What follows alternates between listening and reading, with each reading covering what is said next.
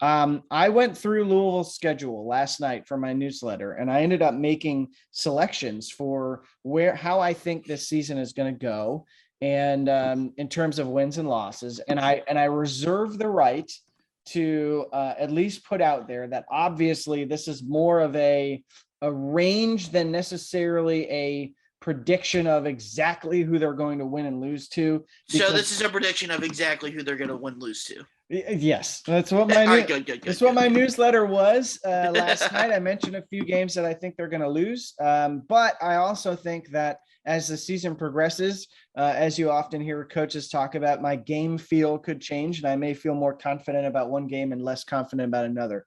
But I have Louisville at 21-10. I was leaning towards 22-9, but I kind of, with losses in the non-conference to Michigan State at Michigan State, which I'm not quite sure about Michigan State this season. I don't know that I love them, but it's a tough place to play on the road in a night game. Students will be there. And then Kentucky at Kentucky is going to be a difficult matchup for anyone. So those are my original two losses. And I was thinking they're going to barnstorm through the Bahamas, and this is where we'll see Louisville kind of surprise people and maybe catch Maryland, and people will be like, oh. But then I kind of remembered that, Mac's not going to be there. It's early in the season, and probably be their first real adversity outside of maybe Furman and to a lesser extent Navy in those home games that they still should win. So then I kind of was like, I should couch this and say maybe they'll lose one of those. So they'll go 8-3. I have them at 8-3 in their non-conference.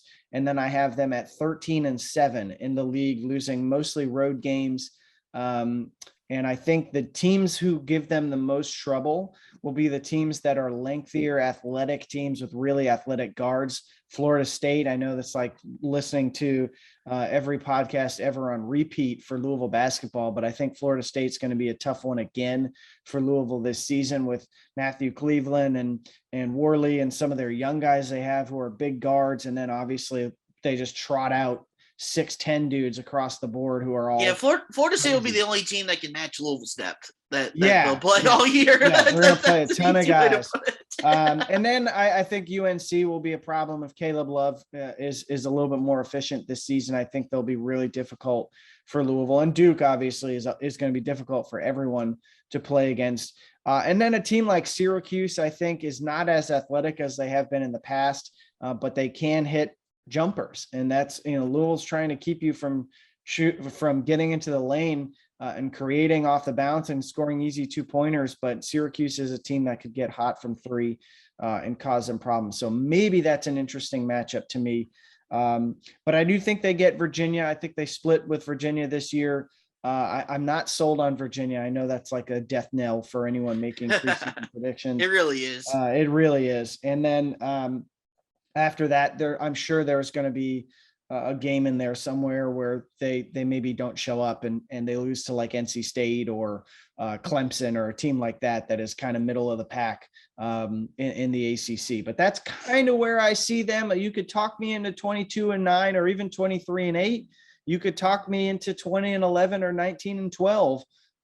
But that's where I land, right around the middle of that, 21-10, 13-7 in the ACC, which should get them around fourth in the league, fourth or fifth, and put them in good position for the postseason. And then again, it's all based on matchups. I have them losing in the second round of the NCAA tournament. Yeah, I mean, that's about where I got them also, round to 32. That's kind of where I'm at in terms of like NCAA tournament expectations. Obviously, you got to get the caveat of matchups and all that stuff. And I think that's going to be a big question because you bring it up with Florida State and just the uber athletic, teams that they play that kind of press you on the ball, make it hard to run offense. That's been kind of the Achilles heel for Chris Mack teams at Louisville since he's been there. They've really struggled to consistently win games against those types of teams, whether it be Florida State over and over again, or if you remember his first year, the Louisville Kentucky game with the BJ Washington Tyler Hero team that was really, really long and athletic and big.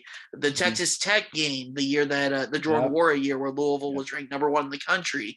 I mean, that's kind of been a recurring theme where when Louisville's struggled a lot of times against these really big physical athletic teams. And that's something where you look at Louisville's roster makeup this year, that's kind of the thing that they lack the most is they don't have a whole lot of athleticism.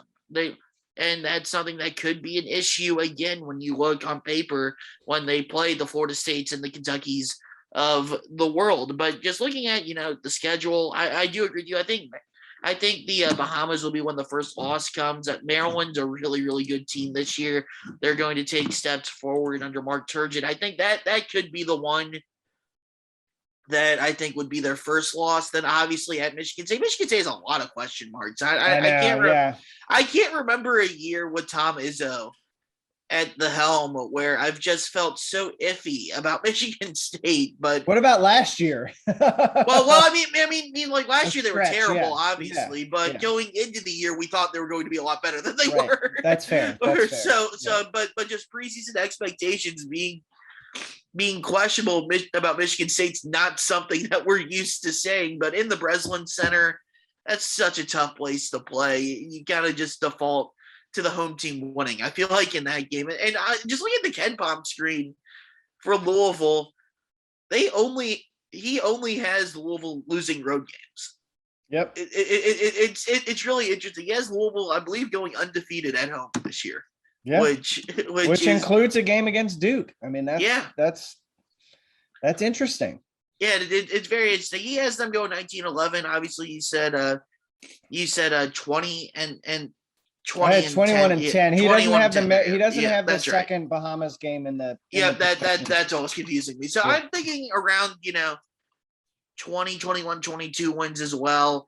I think if you could get that top 4 seed in the ACC, get a double bye for the conference tournament, that would be viewed as a win for the conference season. And I think, they should be. When you say round of 32, what type of seed are you thinking of? I think that's easier for me than saying like round of 32 team. I think trying to project the seed is kind of more where I'm at. And I think, if you're going to ask me dead of summer, I probably would have been like 8-9. I've kind of done the August football bump to where I think like solidly, I think they can and should be. I'll project them to be around like a 5, 6, 7 seed. So like a 6. I was gonna say a 5 or a 6. That's where I feel.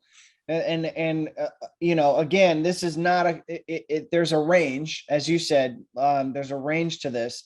If LLS just turns it on, and just turns it on and ends up averaging 12 points, 5 assists a game, and you have to play him a bunch, and he's just blowing by people, he's creating for them and stuff.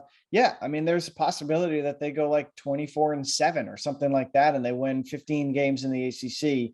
I'm couching that because we haven't seen it full bore against great teams yet, and that'll be the big question.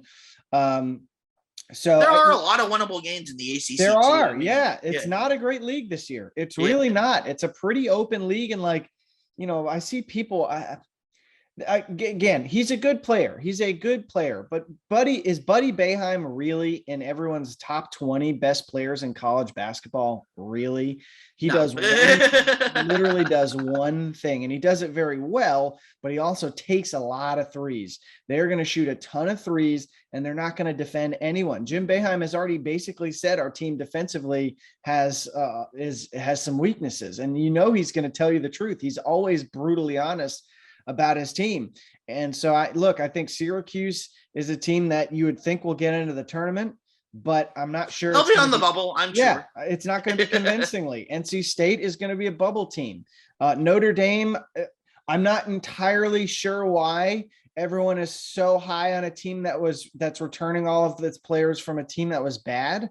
That's usually like, okay, are they supposed to win more games with the same guys? I don't know. But I do think Paul Atkinson gives them a little bit more of an intriguing inside out big guy. So I think they may be able to space the floor really well. So they're an intriguing team that I have finishing like 7th in the league. And then after that, I mean, Louisville is right in the category with Virginia Tech, North Carolina, and even Florida State, where you're just kind of like, they've got some pieces and we know that they have good coaches. or in UNC's case, a guy who has studied under a good coach and knows basketball really well, obviously, in Hubert Davis. But any of those teams honestly could win the league. They could finish 7th in the league, and I wouldn't be surprised by any of that. And I think Duke is so talented that their variance to me is a little bit lower. They're not the same. They are way more talented and will be better than they were last year. I'm convinced of that, obviously. But I just don't think that there's as much of a clear top 2 or 3 and then everyone else as there has been in past years. And that's good for a Louisville squad that has depth and shooting and an intriguing way of playing offense and a lot of different options and versatility.